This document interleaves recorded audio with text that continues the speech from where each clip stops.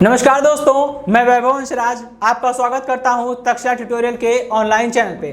तो दोस्तों, आज हम लोग बात करेंगे क्लास 12 के चैप्टर नंबर 3 विद्युत धारा, जिसमें हम लोग लेक्चर 3.5 तक पढ़ चुके थे। आज हम लोग बात करेंगे लेक्चर 3.6 के बारे में। ठीक है, ओके दोस्तों, तो आज का जो हमारा पहला टॉपिक है जहां से हम इस क्लास को स्टार्ट करने वाले हैं वो है इलेक्ट्रिक पावर। ठीक है, जानते हैं ये है क्या, समझते हैं इस चीज को। ठीक है, देखिए एक चीज समझ लीजिए, शक्ति किसी भी रूप में हो, जैसे मैंने बोला ना, ऊर्जा किसी भी रूप में हो। ऊर्जा भी कई प्रकार की हो सकती है, अभी आपने पढ़ा 11वीं क्लास में पढ़ चुके हैं, गतिज ऊर्जा, स्थितिज ऊर्जा, ताप ऊर्जा, दाब ऊर्जा, और यहाँ पे एक नई टाइप की ऊर्जा पढ़ ली अभी, विद्युत ऊर्जा, पिछले सेशन में। ठीक है, तो शक्ति का मतलब क्या होता है? शक्ति का मतलब होता है कि किया गया कार्य या ऊर्जा प्रति सेकंड, बस इतना सा मतलब होता है। ठीक है, चलिए अभी हम लोग पढ़ के आ चुके हैं कि अगर किसी परिपथ में V विभवांतर की कोई सेल लगी हो या बैटरी लगी हो, तब उस सेल या बैटरी की जो विद्युत ऊर्जा होती है वो क्या होती है? वो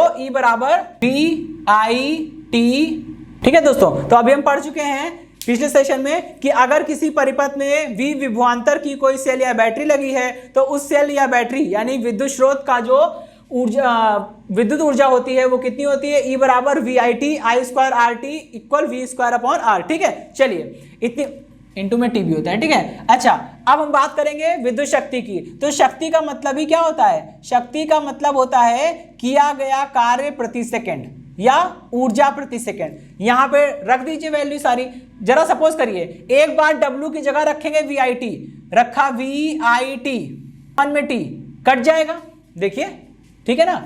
इसी तरह से एक बार W की जगह रखेंगे I square RT divided by T equal V square T upon में RT।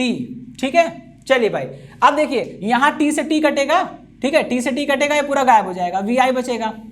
यहां T से T कटेगा, ये पूरा गायब हो जाएगा। ठीक है, कितना बचेगा? ये बन जाएगा VI, ये बन जाएगा I स्क्वायर R, और यहां से ये भी T रिमूव हो जाएगा। ठीक है, कितना बचेगा? ये बचेगा V स्क्वायर अपॉन में R। ठीक है, चलिए भाई, ये हो गई विद्युत शक्ति। ठीक है, चलिए तो अब इसका मात्रक, विमा, इनके बारे में हम लोग बात करेंगे। ठीक है, तो सबसे पहले जान लेते हैं कैसी राशि है ये। ओके, चलिए देखिए, जरा दिमाग लगाइए, P का मान किस पे निर्भर कर रहा है? P का मान जो है वो कार्य बटे समय के बराबर है। ठीक है ना, और ना तो कार्य सदिश है और ना ही समय सदिश है। इसका मतलब क्या हुआ कि अदिश राशि बटे अदिश राशि मतलब क्या आएगा? अदिश आएगा, मतलब स्केलर आएगा। ठीक है, तो ये कैसी क्वांटिटी हो जाएगी? स्केलर क्वांटिटी हो जाएगी। चलिए भाई, इतनी बात तो समझ में आ गई। हम लोग बात करेंगे मात्रक की। मात्रक निकालिए जरा, यहां से मात्रक कितना आएगा? कार्य का मात्रक जूल, और समय T का मात्रक सेकंड, तो जूल पर सेकंड। ठीक, और जूल पर सेकंड को ही हम लोग क्या बोलते हैं? एक नया नाम देते हैं, वाट बोलते हैं। ठीक है, और वाट भाई, अब यहां जरा इसको लिख लेते हैं हम लोग, 1 watt is equal to 1 joule per second. ठीक है, चलिए भाई, 1 जूल पर सेकेंड। अब बात करेंगे हम लोग विमा की। विमा, ठीक है, तो विमा कैसे मिलेगी भाई? कार्य की विमा लिखिए और समय की विमा लिखिए, दोनों को डिवाइड किया जाए। कार्य की विमा, ठीक है, ये हमें सॉल्व करना है। कार्य की विमा क्या होती है? डायमेंशन होती है ML2T-2। ठीक है, चलिए भाई, तो ये तो कार्य की हो गई। समय की विमा, इसकी डायमेंशन केवल T। सॉल्व करिए, कितना आएगा? यह आएगा ML2T-3। तो डायमेंशन कितनी हो जाएगी इसकी? ML2T-3। चलिए, ठीक है ना, ऐसे आप सॉल्व कर सकते हैं। किसी को याद नहीं होता, बस बेसिक, अगर आपको जो मूल राशियां आपने पढ़ी थी 11वीं क्लास में, अगर उन 7 मूल राशियों का मात्रक और विमाएं आपको याद है, तो आप फिजिक्स में किसी भी भौतिक राशि का विमा, मात्रक सब निकाल सकते हैं, जैसे मैंने अभी निकाला। ठीक है, 1 मिनट भी नहीं लगता है दोस्तों। तो दोस्तों देखिए, विद्युत शक्ति के बारे में हमने पढ़ लिया। विद्युत शक्ति क्या होती है, आइडिया मिल गया कि किसी भी वैद्युत परिपथ में वैद्युत स्रोत के द्वारा प्रति सेकंड जितनी ऊर्जा भेजी जा रही है, या स्रोत के द्वारा प्रति सेकंड परिपथ में जितना कार्य किया जा रहा है, उसी प्रति सेकंड किए गए कार्य को या प्रति सेकंड भेजी गई ऊर्जा को हम लोग क्या बोलते हैं? उसको हम लोग बोलते हैं विद्युत शक्ति। ठीक है भाई, चलिए अब हम लोग बढ़ेंगे आगे। तो अभी हम लोग एक नया टॉपिक शुरू करने वाले हैं जो अलग नहीं है, बिल्कुल इसी से जुड़ा हुआ है, ठीक है। उसको हम लोग बोलते हैं यूनिट। आपने सुना होगा कि घरों में जो हमारे सप्लाई आती है, उसके बाद महीना भर हम लोग यूज करते हैं, उसके बाद जो बिजली के बिल जो आते हैं, ठीक है। पोस्ट पेड मीटर की बात कर रहा हूं मैं, प्रीपेड मीटर की बात नहीं कर रहा, ठीक है। तो जो पोस्ट पेड मीटर होते हैं, मतलब जिसमें हम लोग महीना भर यूज करते हैं, उसके बाद उसका बिल आता है, ठीक है, पोस्ट पेड, ठीक, ओके। उसमें क्या होता है, हम लोग अक्सर सुनते हैं, बोलते भी हैं कि इतने यूनिट बिजली की खपत हुई। इसका मतलब क्या हुआ, ये यूनिट शब्द है क्या, ये यूनिट शब्द क्या बताता है हमें, ठीक है। तो उसको हम लोग समझेंगे थोड़ा, ठीक। किलोवाट घंटा अथवा यूनिट। देखिए यूनिट जो है उसको हम लोग शॉर्ट फॉर्म हम लोग यूज करते हैं, ठीक है। यूनिट जिस चीज को हम लोग यूनिट बोलते हैं, एक्चुअल में उसका पूरा नाम यूनिट नहीं है, उसका पूरा नाम और लंबा है। हम लोग केवल एक शॉर्ट हैंड नोटेशन या शॉर्ट टर्म के लिए हम लोग यूज करते हैं, ठीक है। चलिए, पूरा नाम है BTU, ठीक है, BTU।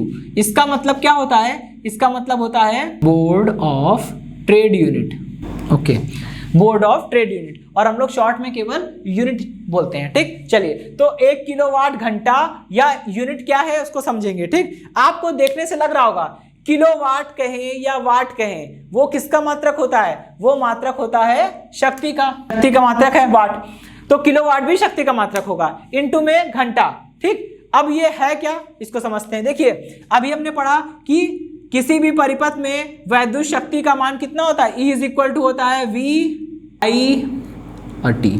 सपोज करिए अगर V को हम लोग वोल्ट्स में लें, ठीक है, I को हम लोग एम्पियर में लें, ठीक, I को हम लोग एम्पियर में लें, T टाइम को हम लोग किस में लें, आवर में लें, ठीक है, टाइम को हम लोग आवर में लें, तो यहां पे होगा क्या, ठीक। जरा इसको देखिए, इसको हम लोग ऐसे लिख सकते हैं, V और I को हमने साथ में लिख लिया। VI को साथ में लिखने से बना क्या, ये बना वोल्ट्स और ये बना एम्पियर, वोल्ट्स इंटू एम्पियर, ठीक है, वोल्ट्स इंटू एम्पियर, इंटू में ये बना T, ये है आवर, ठीक है, इसको हमने आवर में लिया है। ब्रैकेट में दोस्तों मैं यूनिट लेता हुआ चल रहा हूं ताकि मैं वो चीज समझा सकूं जो मैं बोलने वाला हूं और जहां से परिभाषा निकलेगी। अगर आप इस चीज को समझ गए जो मैं यहां कर रहा हूं, तो आपको परिभाषा बनाने में आसानी होगी, आपको याद करने वाला काम नहीं करना पड़ेगा, ठीक है, जो कि थोड़ा सा बोझ देता है, ठीक, ओके। देखिए, वोल्ट्स इंटू एम्पियर वाट बन गया, कैसे, आपको पता है ना कि P का मात्रक, देखिए P का एक फॉर्मूला होता है P बराबर V इंटू आई, सहमत है, P बराबर V इंटू आई, ठीक। अच्छा, P का मात्रक अभी हमने पढ़ा क्या होता है, वाट होता है, P का मात्रक अभी हमने पढ़ा वाट होता है, ठीक है। तो 1 वाट बराबर यहां पे V का मात्रक क्या है, वोल्ट्स, V का मात्रक है वोल्ट्स, और I का मात्रक क्या है, एम्पियर। इसका मतलब क्या हुआ, इसका मतलब हुआ कि 1 वोल्ट्स इंटू एम्पियर बराबर 1 वाट, तो वोल्ट इंटू एम्पियर बन रहा है, वोल्ट एम्पियर को मल्टीप्लाई करके क्या बना देंगे, वाट बना देंगे, तो ये बन गया वाट, ठीक है। ये क्या बन गया, VI, कौन यूनिट क्या है इसकी, वाट, ठीक है, इंटू में T, ये है आवर में, ठीक। चलिए, अब हम इसको पॉन में यहां लिख देते हैं 1000, ठीक है, 1000। यहां अगर 1000 लिखा है दोस्तों, तो यहां भी तो 1000 लिखना पड़ेगा ना। अब देखिए, यहां मैं लिख रहा हूं 1000 इंटू वाट, ठीक है, और वही बात आ जाएगी कि 1000 वाट बराबर कितना होता है, 1000 वाट बराबर होता है 1 किलोवाट, ठीक है, किलोवाट। तो मैंने 1000 से यहां गुणा किया, 1000 से यहां गुणा किया, 1000 वाट बराबर 1 किलोवाट बन जाएगा। तो यहां मैं इसको क्या लिख दूंगा, इसको लिख दूंगा मैं किलोवाट, ठीक है, और इंटू में टाइम को हमने आवर में ले रखा है अभी भी, ठीक है। और ये जो एनर्जी आ रही है, यही एनर्जी क्या होगी, यही एनर्जी यूनिट बन जाएगी। देखिए, इसको हम ऐसे लिखने वाले हैं, ये हो गया VI और इस T को भी मिला लिया, VIT अपॉन में 1000, और ये यूनिट क्या बनेगी, यूनिट बनेगी किलोवाट इंटू आवर, ठीक है, यूनिट बन जाएगी किलोवाट इंटू आवर। अच्छा, यही तो एक यूनिट के बराबर होता है ना, यानी कि हम यहां पे लिख सकते हैं कि ये जो निकल के आ रहा है ना दोस्तों, ये जो ऊर्जा निकल के आ रही है, यही ऊर्जा 1 यूनिट के बराबर होगी, ठीक है। तो हम यहां पे लिखेंगे number of unit is equal to E यानी वोल्टेज यानी विभव, इंटू I यानी धारा, और इंटू में T अपॉन में 1000, ठीक है। ऐसा करके हम लोग नंबर ऑफ यूनिट्स निकाल सकते हैं, ठीक, कि कितने टोटल कितने यूनिट्स खर्च हुए हैं, ठीक है, और उसी के हिसाब से हमारा बिल प्रिपेयर हो जाता है, ठीक, ओके। अच्छा, अब हमें यहाँ पे जानना होगा कि 1 यूनिट बराबर होता क्या है, ठीक है। तो अभी हमने पढ़ा है कि 1 यूनिट बराबर होता है 1 किलोवाट आवर, ठीक है, 1 यूनिट बराबर 1 किलोवाट आवर।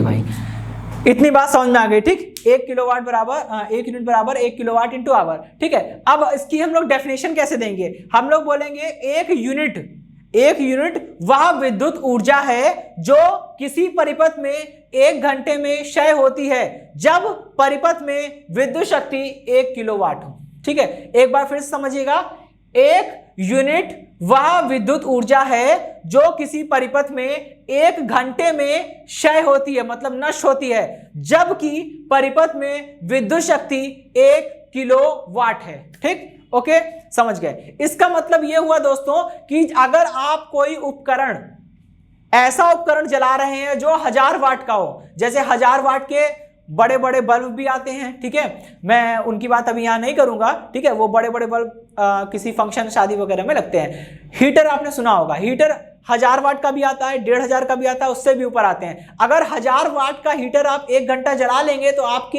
1 यूनिट बिजली स्वाहा खर्च हो जाएगी, ठीक है। तो यहाँ पे वही चीज है जो मैं डेफिनेशन बोल रहा हूं, इसको गौर करिए, फॉर्मूले पे देखिए, मेरे शब्दों पे गौर करिए, आपको रटना नहीं पड़ेगा, ठीक है। तो यहाँ से एक यूनिट की डेफिनेशन खूब पूछी जाती है, ठीक है, कि 1 यूनिट बिजली क्या होती है, या 1 यूनिट विद्युत ऊर्जा से आप क्या समझते हैं, ठीक है, और किलोवाट घंटा भी इसको बोलते हैं, ठीक। अच्छा, अब यहां से हम लोग एक काम करते हैं, किलोवाट घंटा को हम लोग ये निकाल लें कि 1 यूनिट में 1 किलोवाट घंटा होता है, लेकिन इसको अगर हम लोग बेसिक यूनिट चाहते हैं, हम लोग जूल में जानना चाहते हैं कि 1 यूनिट बराबर कितना जूल, तो कैसे निकालेंगे, ये एक अलग से हमारा वर्कआउट हो जाएगा। तो इसको मैं रफ करता हूं, यहां पे हम लोग सॉल्व करेंगे, ठीक है। चलिए, 1 यूनिट, इतना तो हमको पता है कि 1 यूनिट बराबर कितना होता है, 1 किलोवाट आवर, ठीक है भाई। चलिए, अब इसको स्टेप बाय स्टेप रिड्यूस करना शुरू करिए, ठीक है।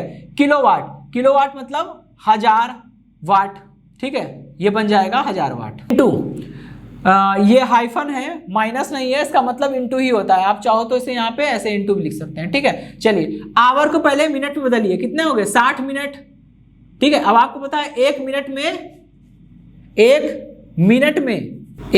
में कितने सेकंड होते हैं, 60 सेकंड होते हैं, और जब 1 मिनट में 60 सेकंड है तो 60 मिनट में कितने हो जाएंगे, 60 इंटू 60 सेकंड हो जाएंगे, ठीक है। तो हम डायरेक्ट क्या कर रहे हैं, 60 इंटू 60 सेकेंड, ठीक है। चलिए भाई, इसको रफ कर दे रहा हूं मैं, कितना आएगा, ये आएगा 1 इंटू 60 करने से कोई फर्क नहीं है, 1 का मल्टीप्लाई आप किसी में भी करेंगे वही आने वाला है। नंबर्स जो बच रहे हैं उसको लिखते हैं 60 इंटू 60 इंटू कितना हो जाएगा 1000, ठीक है, और ये बन जाएगा वाट इंटू सेकेंड, ठीक है, ये बन जाएगा 1 यूनिट भाई।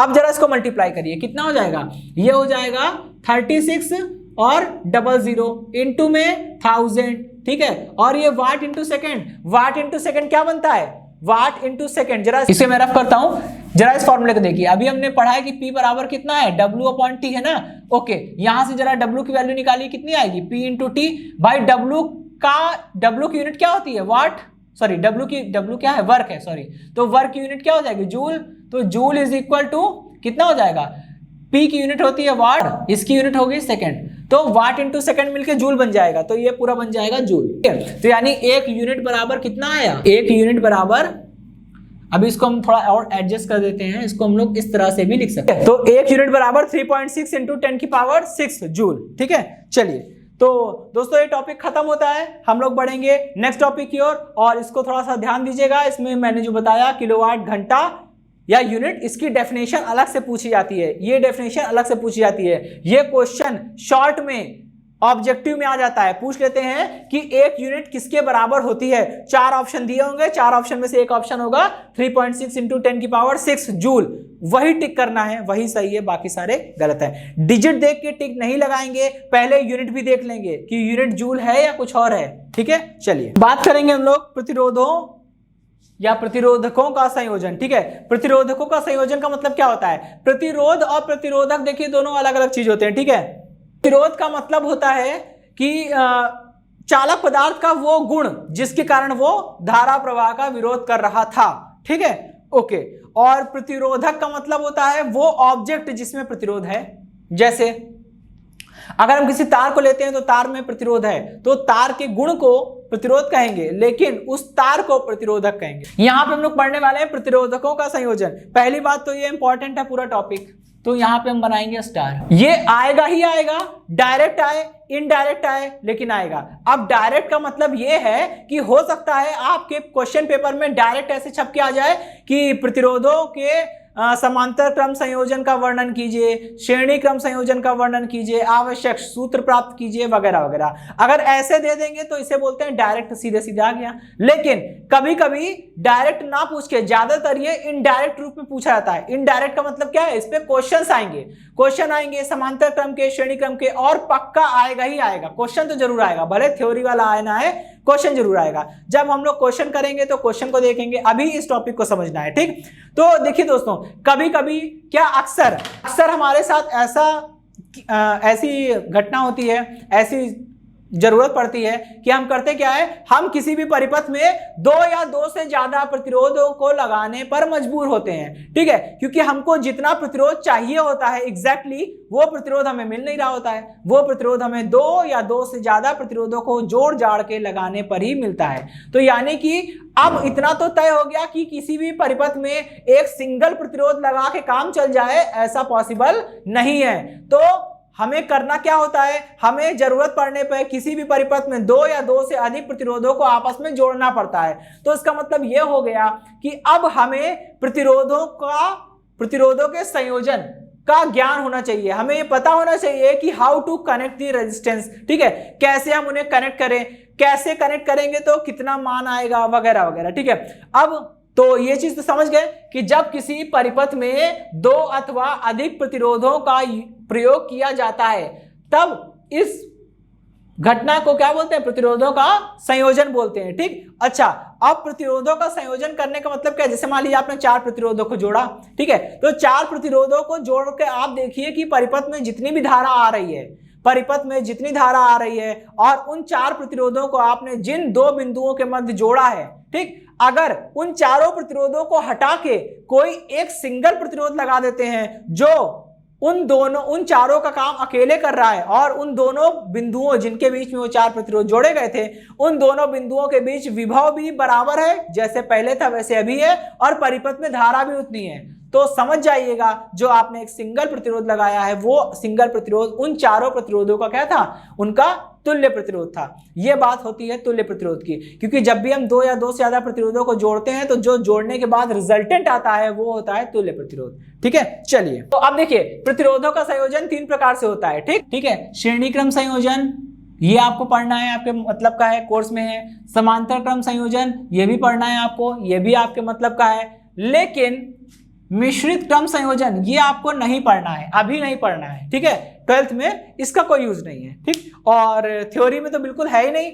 और क्वेश्चन में एक आध जगह होगा तो हम उसका कुछ जुगाड़ जरूर बताएंगे। ठीक है, मिश्रित क्रम हमको नहीं पढ़ना है अभी। ठीक, ओके, तो चलिए सबसे पहले बात करते हैं हम लोग सीरीज ऑर्डर कॉम्बिनेशन। देखिए सीरीज ऑर्डर कॉम्बिनेशन अलग है, पैरेलल ऑर्डर कॉम्बिनेशन यानी समांतर क्रम संयोजन अलग है। ठीक है, इसमें हमको करना क्या है, यहां पे मैंने तीन प्रतिरोध को जोड़ा हुआ है। ठीक है, पहला प्रतिरोध R1 है, दूसरा प्रतिरोध R2 है, और तीसरा प्रतिरोध R3 है। ठीक है, यहां पे हमने किया क्या है, इन तीनों को समांतर क्रम में जोड़ने का मतलब यह होता है कि पहला, दूसरा और तीसरा तीनों प्रतिरोध के पहले सिरे एक बिंदु से जुड़े हुए हैं, और तीनों प्रतिरोधों के दूसरे सिरे दूसरे बिंदु से जुड़े हुए हैं, और फिर इन दोनों पॉइंट्स को हमने एक सेल्स के साथ कनेक्ट किया हुआ है। इसी के साथ यहाँ पे साइड में हमने एक की लगा दी है। की मतलब एक कुंजी, यानी कि जैसे स्विच होता है ना, हम लोग ऑन करते हैं तो मतलब कि करंट कंडक्शन चालू रहता है, पंखा या लाइट जो भी है वो चलने लगता है, ऑफ कर देते हैं वो बंद हो जाता है। ठीक, चलिए वैसे ही यहाँ पे की होता है। अगर की के यहाँ बीच में पॉइंट बना हुआ है, इसका मतलब की क्या है, क्लोज है। कुंजी बंद होगी तो परिपथ में धारा प्रवाहित होगी, क्योंकि परिपथ पूरा हो जाएगा। सपोज करिए हमने कुंजी को खोल दिया, ये ओपन की है, ओपन की मतलब खुली हुई कुंजी, खुली, जब कुंजी खुली होगी तो देखिए परिपथ यहां से बीच से खुला हुआ है, परिपथ पूरा नहीं है, और जब परिपथ खुला होगा तो उसमें करंट फ्लो नहीं होगी, इसलिए इसमें करंट फ्लो नहीं हो रही है। ठीक है, चलिए यहां हमने की को बंद कर दिया। अच्छा अब देखिए, तो समांतर क्रम संयोजन की परिभाषा क्या है? जब दो अथवा अधिक प्रतिरोधों को इस प्रकार संयोजित किया जाता है कि प्रत्येक प्रतिरोध का पहला सिरा एक बिंदु से तथा प्रत्येक प्रतिरोध का दूसरा सिरा दूसरे बिंदु से संबंधित हो, तब इस प्रकार प्राप्त संयोजन को क्या बोलते हैं? समांतर क्रम संयोजन बोलते हैं। हमने माना है कि हमने V वोल्ट विभवांतर की एक सेल लगा रखी है। ठीक है, अच्छा समांतर क्रम में क्या है? मान लिया सेल से टोटल करंट कितनी निकल रही है? कुल I धारा निकल रही है। बिंदु A पर पहुंचते ही यही I धारा 3 भागों में विभाजित हो गई।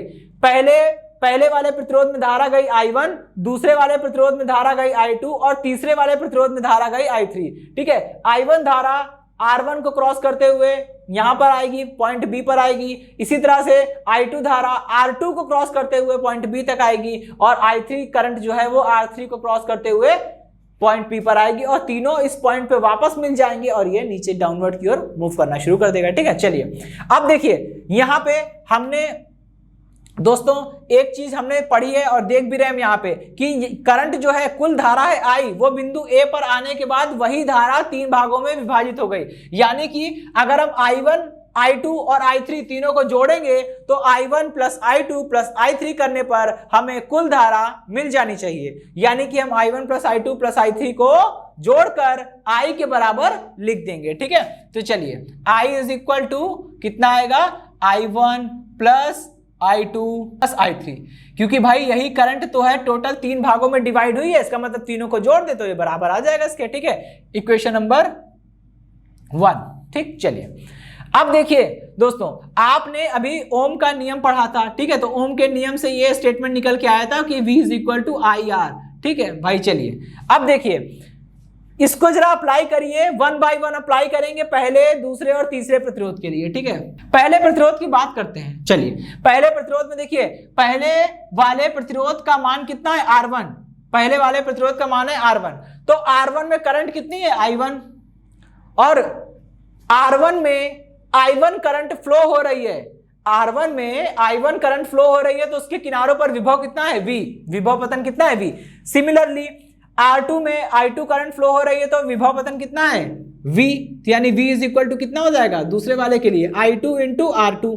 इसी तरह से तीसरे वाले प्रतिरोध के किनारों पर विभव कितना है? V। तो तीसरे वाले प्रतिरोध के किनारों पर विभव पतन V इज इक्वल टू तीसरे वाले प्रतिरोध में धारा इंटू तीसरे वाले प्रतिरोध का प्रतिरोध।